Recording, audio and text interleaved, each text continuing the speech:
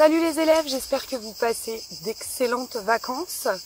De mon côté, ça va pas terrible, le temps est pas top. Il y a beaucoup de bruit, vous vous en serez douté, je ne suis pas en Île-de-France du tout. Je suis dans le Tarn, dans un lieu extrêmement secret dont je ne peux pas vous donner l'adresse. Cher Rémi, abonnez-vous à sa chaîne, il n'en a pas besoin. Enfin bon, je vous le dis quand même. Je profite d'être donc en vacances, car oui, finalement j'ai pris des vacances. Rassurez-vous, Monsieur Robert s'occupe du jardin pédagogique. Pour répondre à une question que plusieurs élèves m'ont déjà posée, alors pas tous, hein, pas des milliers, hein, enfin certains d'entre vous me l'ont posé, c'est qu'est-ce que j'emporte en randonnée, qu'est-ce que je mets dans mon sac de rando. Plusieurs ont vu sur les vidéos que j'avais toujours le même sac et qu'il avait l'air un peu chargé par rapport à ce que je faisais sur mes vidéos. Parce que j'emporte toujours le même matériel et il y en a peut-être qui sont désireux d'aller se balader un petit peu, d'aller faire de la rando FAQ, qui sait. Écoutez, je vais vous montrer tout de suite mon matériel que j'emporte systématiquement. Alors petite précision, le matériel forcément est à adapter en fonction de la saison. Là, il se trouve qu'en ce moment c'est un peu le cagnard, voilà. En tout cas là où je suis, je sais pas, c'est comment en Île-de-France, j'ai aucune idée. Donc le matériel est à adapter en fonction des saisons, surtout tout ce qui est vêtements. Je me balade pas en plein hiver en pantalon en fleurs et en débardeur et en sandales, forcément. Ça, à la limite, je referai une autre vidéo sur les équipements textiles qu'il faut avoir sur soi pour pas galérer, pas avoir ni des coups de chaud ni des coups de froid. On en reparlera dans une autre vidéo. Pour le moment, je vous parle de mon sac qui est là. Le soleil est dans la trogne. J'espère que ça rendra quelque chose. Je ne compte pas tourner 2 fois cette vidéo, ça me gonfle. Déjà bon, alors là, ça c'est un truc qui est vraiment pas obligatoire, mais comme quand je sors, pas toujours d'ailleurs, mais quand je sors, j'aime bien prendre des photos. Voilà, c'est le bazar, c'est à l'image de moi-même, c'est comme d'habitude, vous n'êtes pas étonnés. Bon, j'emporte pour faire les vidéos qui vous sont destinées, j'emporte systématiquement cette petite sacoche dans laquelle je mets mon appareil photo, mes batteries de rechange, etc. Évidemment, là, je ne peux pas vous montrer mon appareil photo puisque je suis en train de m'en servir. Petit sac en bandoulière, bien pratique. Celui-là, je l'ai pas encore waxé. Je vais vous expliquer ce que ça veut dire waxer un tissu. Vous la connaissez, mais enfin, je vous la remontre. Ma petite ceinture technique dans laquelle j'ai une poche à glaner. Alors, c'est celle où je mets mes feutres en général. Enfin, pas toujours d'ailleurs, mais enfin, voilà. Et une petite poche en cuir dans laquelle je mets... Ça me poursuit, Un prof n'est jamais vraiment en vacances. Bon, donc ça, c'est pas utile pour une randonnée. Pour les cours en plein air, oui. Là-dedans, on trouve un petit bout de paracorde. C'est de la corde technique qui permet de faire un breulage, accrocher un truc, retendre son tarp. Ça, je vous expliquerai. Enfin bon. Donc un petit bout de paracorde, c'est toujours pratique. Ou de corde, on s'en fout. Paracorde, corde, c'est pareil. Moi, parce que j'aime bien, j'ai une petite loupe pour pouvoir observer les insectes, les animaux, les petites fleurs, les petits détails de machin et de bidule et de trucs. Ça, pareil, vous n'êtes pas obligé, mais c'est quand même hyper chouette de pouvoir le faire. Toujours avoir un couteau sur soi, ça peut servir pour couper le saucisson, par exemple. Ou autre chose, le fromage. Moi, pareil, j'emporte des petites poches Ziploc en plastique comme ça pour pouvoir échantillonner des choses, si je veux ramener des graines, si je veux ramener des choses que je veux observer au microscope, etc. C'est bien pratique. Rémi, je suis désolée, je fiche le bazar dans ton jardin des merveilles, mais je rangerai, promis, je rangerai ma piole après. Et ce dernier accessoire, alors bon, honnêtement, j'en ai pas tout le temps besoin. C'est un petit miroir de poche très fin. Ça permet 2 choses. Ça permet, quand on fait des randos bivouac sur plusieurs jours, de s'ausculter éventuellement des endroits qu'on n'arriverait pas à voir pour voir si on s'est pas chopé des tiques, par exemple. Et ça permet aussi, à la saison des champignons, de glisser le miroir sous le chapeau du champignon pour voir ce qui se passe en dessous, parce que ça fait partie des critères. Ce qui se passe sous le chapeau du champignon permet éventuellement de l'identifier. Donc ça, c'est hyper pratique. Et on peut faire des trop belles photos avec un miroir. Je vous montrerai. Mais là, en ce moment, c'est pas trop la saison. Enfin, il y en a, mais bon, c'est pas la pleine saison par rapport à l'Île-de-France où c'est clairement à l'automne que j'y vais. Voilà pour ce qui est de la petite ceinture technique, toujours à la taille, très important. Attendez, je vais ranger mes affaires, parce que sinon je vais me faire engueuler. Ça c'est quand même mythique, c'est mythique. Jamais sans son Velleda. Terrible. Jean-Michel Cadrage, c'est toujours moi. Je suis désolée pour la quantité importante d'insectes et d'araignées que je suis en train d'écraser avec mon énorme derrière. le fameux sac que vous avez vu. Donc c'est un sac en toile que j'ai waxé. Alors waxé, ça veut dire enduire d'une sorte de cire, de substance imperméable. Donc ça le rend plus résistant. Et voilà, s'il y a une petite pluie qu'on n'avait pas prévue, on n'est pas obligé forcément de sortir le couvre-sac imperméable, etc. Et ça fait moins de plastique. Enfin bon, je sais pas, j'aime bien waxer moi. J'aime bien waxer, ça me plaît.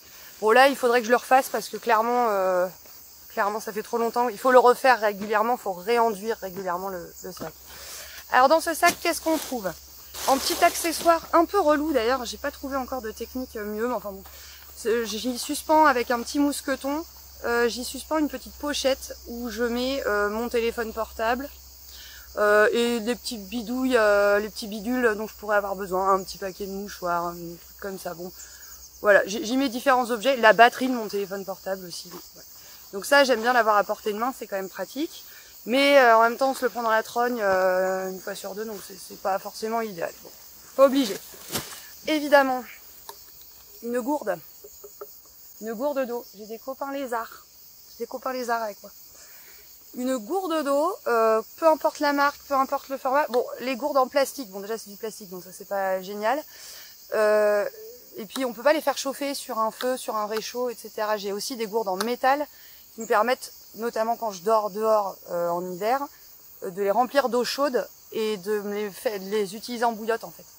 Donc bon, alors là c'est pas la saison, donc du coup j'ai pris une gourde plastique, elle a une bonne contenance. N'ayez pas peur de prendre trop d'eau. Vous vous rendez pas compte, mais quand vous marchez, qu'il fait chaud, vous vous déshydratez très vite et ça vous casse les jambes après, donc pas hésiter à prendre suffisamment d'eau. De l'autre côté, alors j'ai toujours, bon ça c'est pour attacher éventuellement ma hache quand je l'emporte. Un petit mousqueton parce que ça peut toujours servir. Et alors dans cette poche, j'ai des petites lingettes intimes. Pour des raisons personnelles, j'en ai besoin. Et clairement, quand on va faire pipi dans la nature, même en rando à la journée, y a un moment on peut pas se retenir. Donc petite lingette intime, mais évidemment, s'il vous plaît, ne faites pas comme la plupart des gens. Je transpire, je suis en nage. Ne les laissez pas dans la nature, par pitié. Vous faites votre pipi, éventuellement vous vous essuyez avec ça, c'est pas obligatoire. Oui, oh, ça va. Et ensuite, petite pochette Ziploc, vous mettez votre papier toilette, votre lingette, ce que vous avez utilisé là-dedans, vous refermez et le soir quand on rentre à la maison, on jette à la poubelle. Terminé, la nature reste propre parce que franchement, les chemins, les spots à caca couverts de PQ, moi ça me... J'ai promis de pas m'énerver, donc je fais des gros efforts là-dessus en ce moment, mais alors là quand même. Ok, ça va, c'est bon, j'ai râlé. Rémi, ok, j'ai râlé.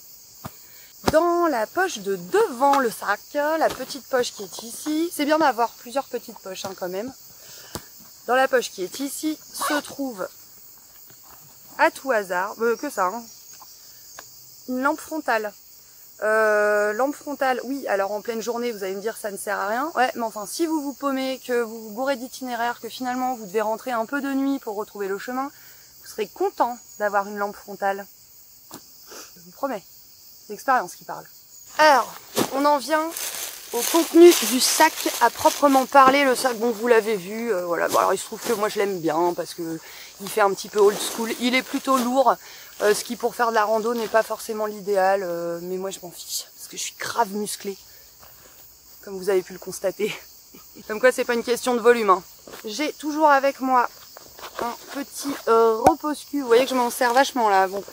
Si jamais le sol est un peu humide, que vous avez, surtout en hiver que c'est pratique, vous n'avez pas envie de vous salir le pantalon, mettons, vous n'avez pas envie de vous mouiller les fesses, et ben voilà, un petit repose-cul comme ça, c'est quand même ultra pratique, ça pèse rien, hop. Je dirais pas que c'est un indispensable, mais presque, moi je l'ai toujours, quand on doit se mettre à genoux pour préparer un feu ou machin, ça évite de se saloper les affaires. Un sac à bouffe, enfin un sac à ustensiles pour faire à manger, pour... Voilà, alors en général, la base, parce qu'en fait ça varie, clairement, ça dépend des fois. Un petit sachet plastique, parce qu'évidemment les déchets c'est pareil, on va pas les mettre dans la nature. Donc là je le pose, mais je le rangerai. Ma nourriture, alors là j'en ai pas, parce qu'évidemment j'ai pas prévu de manger dans la nature aujourd'hui, mais je mets ce que je mange dans un petit sac en coton, j'essaye d'éviter le plastique un maximum. Voilà, donc petit sac en coton où je vais mettre ma pomme, mon bout de fromage enroulé dans un beef wrap. Tiens, je vous montrerai ça, comment on fait les beef wraps. voilà, un bout de saucisson, un morceau de pain, et puis hop, c'est parti, quoi. On mange pas énormément, hein, quand on... Enfin, moi, en général, quand je randonne, j'ai pas méga faim. Qu'est-ce que j'ai? Alors ça, c'est vraiment pour le délire, parce que vraiment, j'en ai pas spécialement besoin, je pourrais m'alléger. Petite tasse en bois, comme ça, tout à fait charmante, que j'utilise pour le café, pour tout ça. Qu'est-ce qu'on a d'autre?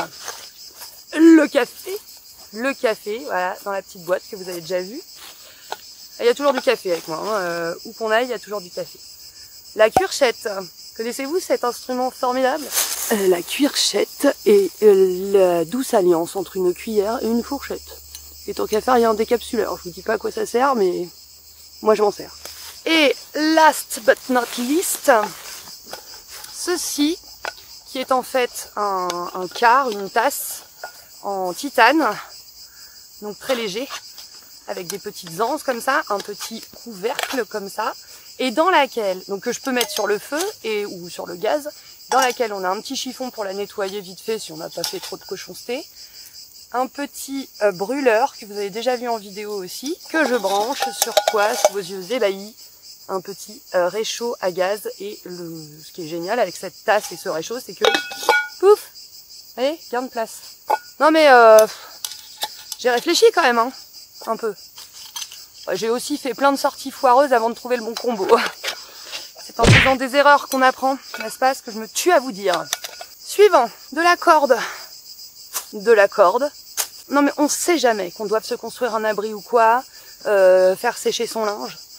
Des gants en cuir, alors ça c'est à multiples usages.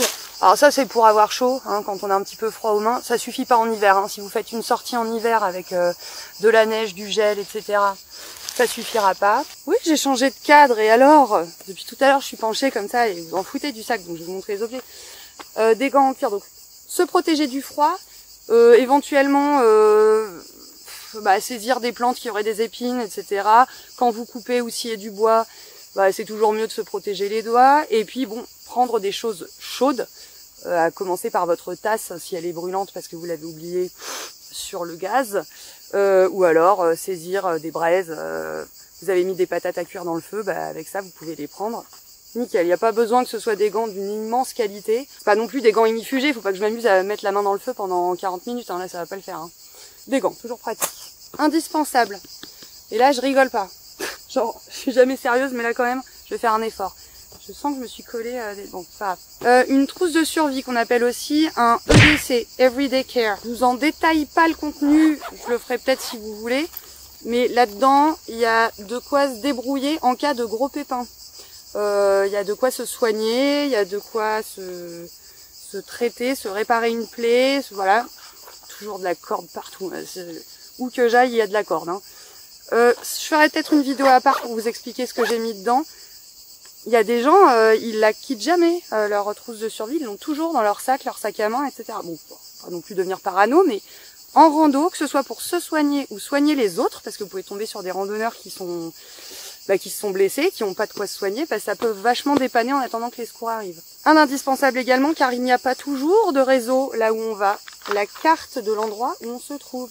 Nègrepelisse. Alors bon, moi il se trouve que j'aime bien les acheter parce que je suis un peu collectionneuse de papier, vous voyez. Mais donc c'est des cartes IGN comme je vous les avais montré une autre fois. Sachez que sur Géoportail, vous pouvez tout à fait zoomer sur la zone où vous comptez vous balader, faire une capture d'écran, imprimer ça vous fait qu'un simple A4 à transporter, c'est quand même plus pratique, mais j'aime les cartes. Bon, alors là c'est vraiment parce que je suis une folasse, mais vous n'avez pas besoin. Hein. J'emporte toujours avec moi mon couteau, forgé par un super artisan normand dont je vous mets le lien. Je sais jamais, hein. Je vais vous mettre, je sais pas, je vais me débrouiller, mais je vais vous montrer comment aller voir ce qu'il fait parce que c'est de la bonne cam. Pareil, parce que j'abuse un petit peu, ça vous l'avez vu au jardin pédagogique, ma scie pliable, et parfois j'abuse encore plus en prenant une encore plus grande scie. Mais bon, là faut pas pousser avec ça, déjà on peut faire plein de choses. Ouais, non, mais on sait jamais qu'un ours m'attaque. Hein. Ça, c'est mon couteau pour bâtonner. J'ai failli oublier comment ça s'appelle. Pour bâtonner, c'est-à-dire à partir d'une bûche, sans autre outillage, fendre des mini-bûches pour allumer le feu. On fait pas comme ça, hein. On fait pas des sashimi, d'accord? Mais ça, pareil, je pourrais vous montrer comment on fait pour bâtonner. Je sens qu'il va y avoir des passages aux urgences, les enfants. Vous amusez pas avec les couteaux, faites gaffe. Moi, on m'a appris, hein. J'ai pas fait ça comme ça. Qu'est-ce qu'on a d'autre? Alors, là, pareil, parce qu'on n'est jamais trop prudent, mais bon, ça, vous n'êtes pas obligé. Mon tarp, c'est-à-dire c'est une toile que je peux tendre entre deux arbres, voire même avec des bâtons sans arbre, voilà. C'est une grande toile tendue. Si jamais je suis en galère, si jamais j'ai besoin de m'abriter, bah, c'est un abri portatif qui est bien utile. Éventuellement, pareil, je vous ferai une vidéo pour vous montrer comment on installe un tarp. Il n'y a rien de plus simple. Alors, du moment qu'on sait comment on fait. Presque fini. Petite trousse à feu, c'est ma trousse dédiée, dans laquelle j'ai, parce que pareil, je sais jamais sur quelle essence d'arbre je peux tomber, des écorces de bouleau, les fameuses dont je vous parlais dans une autre vidéo, donc qui permettent d'allumer le feu, avec un fire steel, c'est un truc qui fait des étincelles. Là, je vais pas le faire parce que c'est ultra sec, donc je vais pas prendre le risque. Et pour entretenir le feu, un petit bouffadou. On souffle dedans et ça attise le feu. Voilà, si le feu est en train de s'éteindre, que c'est un peu humide, c'est bien pratique d'avoir ça. Ça pèse pas lourd, pareil, ça prend pas de place. Bon, là, pareil, vous, pour une rando à la journée, pas besoin de tout ça. Hein. J'ai été coupée par mon propre appareil photo. Vas-y, c'est à dire. Donc vous n'êtes pas obligé de vous allumer un feu pour aller faire une simple balade à la journée. Hein. Prenez un casse-croûte, vous faites des trucs qui ne nécessitent pas de chauffer. Voilà, ça marche aussi. Hein. Ouais, je réponds juste à la question qu'on m'a posée. Ça, c'est parce que je kiffe. C'est une petite trousse dans laquelle j'ai mon matériel, c'est de l'huile. Mon matériel pour affûter mes couteaux. J'adore me poser tranquille. Et affûter sur une pierre à affûter. Vous voyez, c'est comme pour les couteaux de cuisine. Affûter mes couteaux pour qu'ils coupent bien. Voilà, il y en a qui jouent à la PlayStation et puis il y en a, ils affûtent leurs couteaux dans la forêt. Chacun son délire, on bouge pas. Bon bah voilà, donc j'ai bien fichu le bazar. Désolée. J'en ai fini pour cette vidéo absolument fantastique de What's in my bushcraft bag. Je sais pas comment je vais l'intituler, mais ça me ferait bien marrer d'écrire ça, quoi. C'est pas ah, ça c'est mon rouge à lèvres, non. Ça c'est mon couteau et ça se massille. J'espère que j'ai satisfait votre curiosité, j'espère surtout que j'ai rien oublié, mais non, parce que mon sac il bouge pas en fait, à peu de choses près, il change pas. Alors juste voilà, en hiver, je rajoute sur le dessus, je bourre sur le dessus une petite doudoune. Déjà ça coûte rien, ça pèse pas lourd, et puis c'est complètement compactable, donc voilà, si j'ai un petit coup de froid, ça peut me servir. J'espère que cette vidéo ne durera pas 107 ans. J'ai passé au montage. Je vous dis à la prochaine. J'ai une autre vidéo sur le feu, mais j'aurai un acolyte. Et ce sera pas Laurent. Teasing. Ce sera une star, mais ce sera pas Laurent. Désolé Laurent, je te fais des infidélités. Salut les élèves, profitez bien.